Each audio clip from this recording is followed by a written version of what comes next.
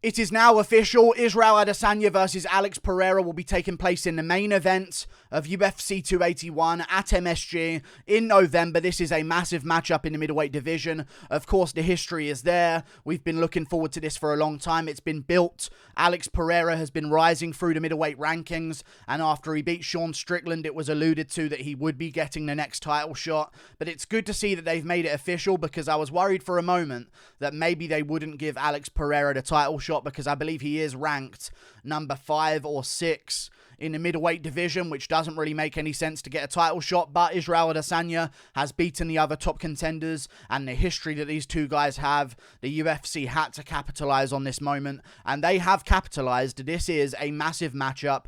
Perfect for MSG. I was thinking that maybe they were going to do Miocic versus Jones, but I guess Jones still isn't ready to come back, or Miocic isn't ready to come back, because, you know, they've only had multiple years of vacation, and that's not good enough. So they need a little bit more time. I guess that'll take place in December now in the main event there. But Pereira versus Adesanya, a massive matchup. I'm looking forward to it.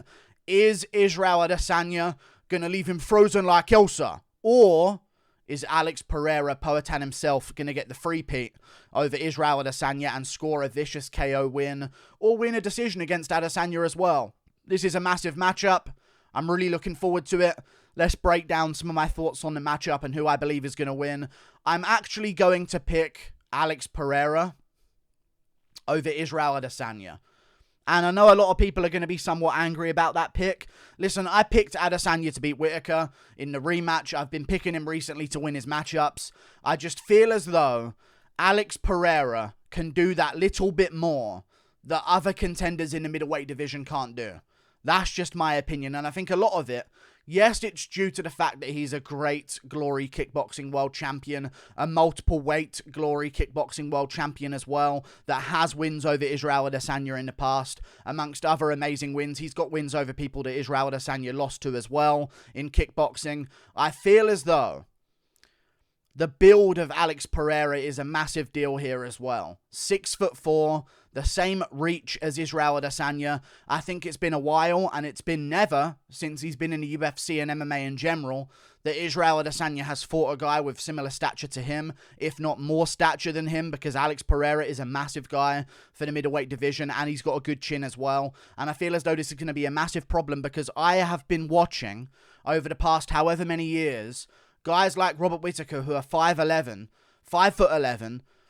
however many inches of reach disadvantage that they have, 6 inches of reach disadvantage, 4 inches of reach disadvantage. I have been watching fighters out-jab Israel Adesanya, go to the body on him, land big shots on Israel Adesanya, snap his head back. Kelvin Gastelum was doing the same thing as well, and he's a much shorter guy who isn't a multiple-time Glory Kickboxing World Champion, who doesn't have the reach that Alex Pereira has, or the power that Alex Pereira has either. And I feel as though this is going to be the end of Israel Adesanya. I really do. I think there's multiple factors coming into this.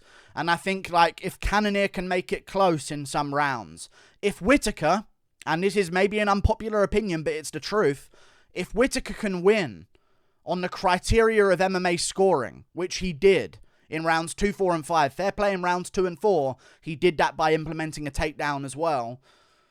If he can make it even on the feet in rounds 2 and 4, and win on the feet in round 5, I think the multiple-time Glory Kickboxing World Champion, who's 6'4", made out of stone, and has massive power in his hands, and has an equal reach to Israel Adesanya, can take it that one step further, and give Adesanya all kinds of problems in their matchup. He can play the leg kick game at range. Other fighters, they freeze up. Oh, he's leg kicking me. What do I do? And they just sort of stand there and try and punch their way into range, and Adesanya moves and leg kicks again. I feel as though Alex Pereira is going to be there, like, slipping out the way of a leg kicking Adesanya back.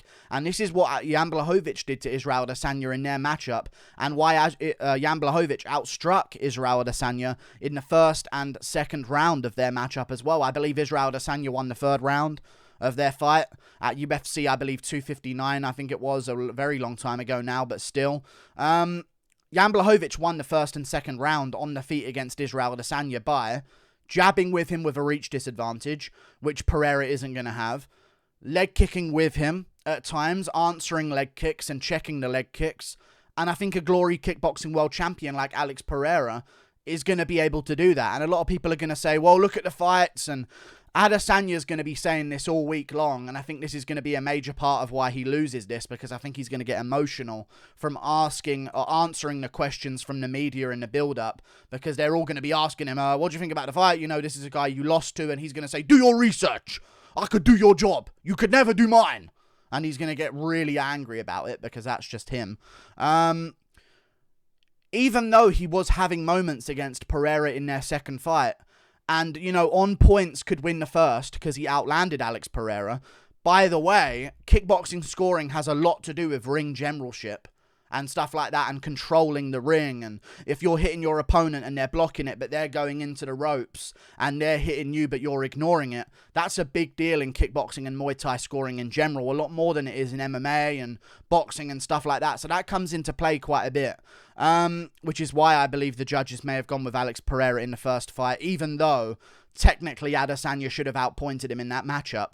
When you watch the second fight, Adesanya's going to deny it, but Alex Pereira has beaten this man twice. That's in Israel Adesanya's head. He knows that going into this. That's on paper. And I think he's going to want to right that wrong in the stand-up department. I don't see him shooting any takedowns. I think he will be seen in his own mind as a coward if he does do that. I think even in his own mind, even if he could play the game of this is MMA, I wanted to do this, and mix it up and show him who the real best fighter is, I think he'll know. He'll know that if he shoots a takedown, mentally that's a broken man for him. Like, I can't beat this guy in the stand-up, and you know he prides himself on having amazing stand-up as well. So I think this is going to be a stand-up matchup, and I think Alex Pereira is going to land. I made a video on my second channel, the MMA Guru Clips, breaking down Jared Cannonier's shots that he was landing on Israel Adesanya, and saying if Alex Pereira lands these, it's all over for Adesanya. And there's a moment in that Cannonier fight, I believe it's in round 1, where Cannonier lands the exact same combination that Pereira landed in the rematch against Israel Adesanya in their kickboxing fight. And it rocks Adesanya a little bit for a second, but he regathers himself. If that 6'4", massive, long reach Alex Pereira with more power in his hands and more leverage on his shots and more impact because he's got that longer reach, is that going to be game over for Adesanya? I feel like it is. I really feel like it is. And I think this is going to be a bad time for Adesanya. I would worry about Pereira if he didn't have the Strickland fight before this, or if the Strickland fight was in the Apex in the main event of a fight night. I'm glad it was in front of a massive crowd, so we can see him sort of have that octagon feeling in a massive arena. I know he's done it in kickboxing, but it's a little bit different under the bright lights of the UFC. But something else I wanted to mention. When it comes to their kickboxing matchups, and this is something that not a lot of people mention when it comes to it, and this is something that Adesanya will not mention. I did my research, Adesanya. You said I could do your job. You could never do mine. Okay, I did more than that. I did my job and then some. And a lot of people don't do this. You were beating Alex Pereira before he slept you. And he did sleep you. Okay, and that was in much larger gloves as well. So if he lands in smaller gloves, you can imagine he's going to do the same. This is a time in Alex Pereira's life, and people don't realize this. Alex Pereira became a different fighter after the Adesanya fights. He became a lot better at kickboxing and achieved a lot more in kickboxing after that moment.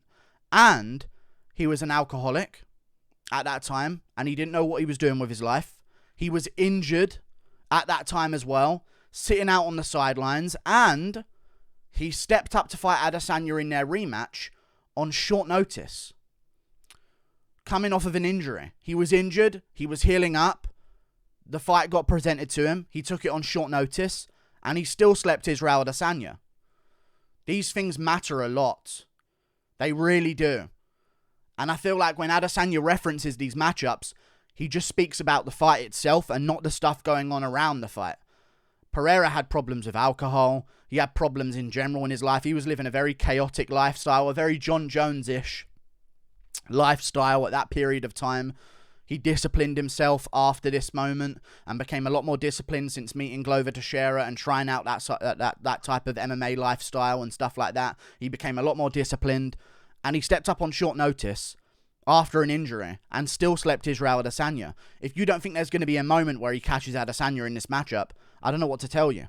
If he does, Adesanya's going to sleep. Unless Adesanya shows up with a boob and Gaino Sanya makes a return and he all of a sudden has massive power like he did against Paulo Costa, who was another massive test in his career at the time that he assumed was on roids. I don't see Adesanya winning this one. I really don't. I see the wars with Gastelum. I see Whittaker in even their first fight landing a lot by being aggressive.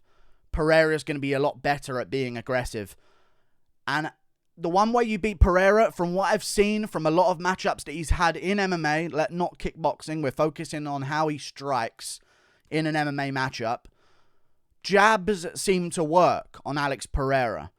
Name the worst strike that Adesanya throws. It's a jab. Dude has the worst jab of any high-level elite striker in the UFC, I would say. His other stuff's good. His leg kicks are good. He's got a good check hook. He's got good stuff like that. But his jabs are quite awful. And he often gets out-jabbed by guys with an 8-inch reach disadvantage. And you see Strickland working a jab on Pereira. You see Bruno Silva trying to work the jab as well on him and stuff like that, and often landing it because Pereira trusts his chin so much that he'll sometimes be okay to take a jab because he's got the reach to land check hooks off of it while he's leaning away and stuff like that. So jabs work on him. Adesanya has a bad jab. It's as simple as that. And a lot of other fighters like Whittaker, like Cannonier, have landed big hooks on Israel Adesanya. Whittaker landed multiple massive left hooks on the face of Israel Adesanya. So did Cannonier as well. And you could say, the fear of the takedown, the fear of the takedown. But I think the fear of losing to a guy like Alex Pereira again. And I think the build-up and all of it that's going to be on the line in this is going to really get to him. I'm noticing body language things with Israel Adesanya when it comes to this matchup. There was a video of him staring, even how rattled he got at the press conference when Strickland got on him. Sure, it was about Strickland getting on him and out trash talking him, but I think it was because he couldn't really be that boisterous in front of a guy like Alex Pereira. When Strickland said, "Get him, Alex! Get him, Alex!" Adesanya just sort of gulped to himself like, oh God, yeah, you're kind of right there. I can't have the confidence that I've had before. And I feel as though whenever Alex Pereira gets mentioned to Israel Adesanya, there's a switch in his eyes of, anger. There's an anger that anyone would even suggest another person's name along with him as a chance to beat him. And it's real as a chance to beat him when it comes to a guy like Alex Pereira. You know what I'm saying? And you see a switch in his mind of anger. And whenever I see people ask Alex Pereira a question, you could find one or two interviews where Pereira flippantly says he's got nowhere to run, I'm coming for him and all this type of stuff. But usually 95% of the time that Alex Pereira is asked about Israel Adesanya, he's like, let's all root for Adesanya, guys. I'm rooting for Adesanya in the main event. I'm really looking forward to our matchup. I really respect his stand-up game and I respect what he's done in the sport of MMA. He's very respectful and level-headed about this matchup.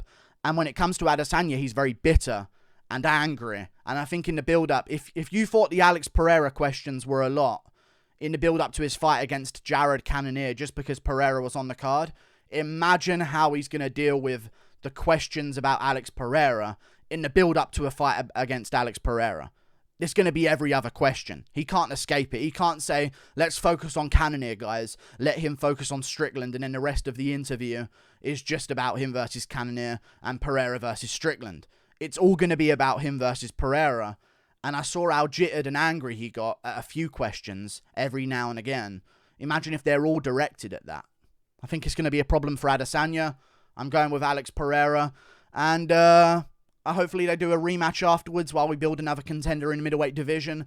The interesting part about this is if Alex Pereira becomes a champ, could a Whittaker beat him? Yes. A Brunson could beat him? Yes. It really does open up a bunch of chances for people that you wouldn't have given a chance against Israel Adesanya. Not saying Whittaker doesn't have a chance, because I think he won that rematch against Adesanya pretty clearly. But guys like Derek Brunson, who at this point you would consider a joke to say is going to become a world champion at middleweight. If Pereira becomes champ and Brunson's on a 2-fight win streak again, all of a sudden it's a real logical chance for Brunson to get that win. I think it gives a lot of life to the middleweight division if Pereira wins. And I'd love to see Pereira versus Prohaska. Just my take. Like and subscribe. Thank you for watching. Toodle pip, I'll see you later. Goodbye.